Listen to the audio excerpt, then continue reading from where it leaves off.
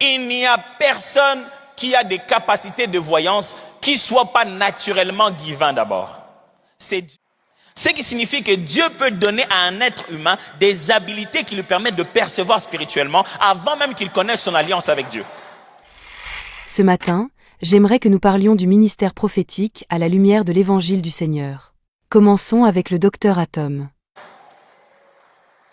Est-ce que vous me suivez toujours? Il n'y a personne qui a des capacités de voyance qui ne soient pas naturellement divins d'abord. C'est Dieu qui met ça dans quelqu'un. Vous irez encore plus loin si vous faites des recherches, il semblerait que c'est même transmissible. Et vous verrez que les fils de prophètes, naturellement, ont ici comme des capacités, ainsi de suite. Longue histoire. Mais vous verrez que c'est Dieu qui donne à quelqu'un. Jamais, tu ne peux pas aller chercher un féticheur, tu dis, et il fait de toi un féticheur.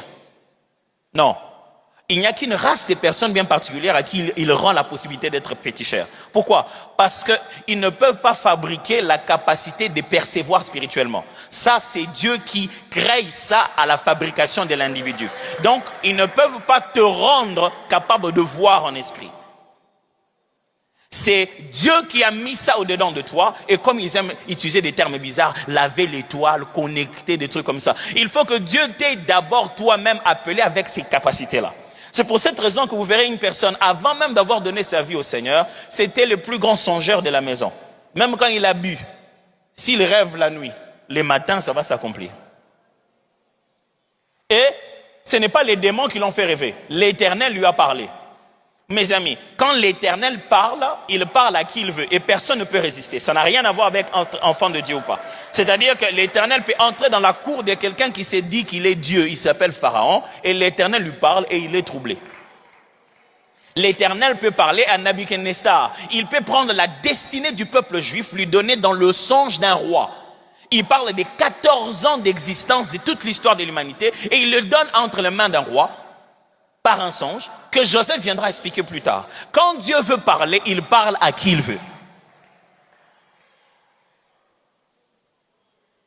Le problème est que maintenant, quand toutes ces personnes ont ces différentes habiletés, ce n'est pas parce que ta télé marche que tu regardes des bons films.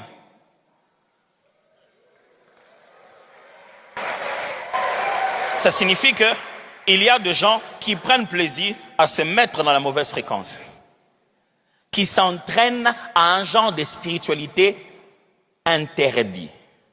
Dieu n'a pas dit que la divination n'existe pas. Il n'a pas dit que la divination est fausse. Il l'a interdit. Ça, c'est la plus grande tentation de notre génération aujourd'hui.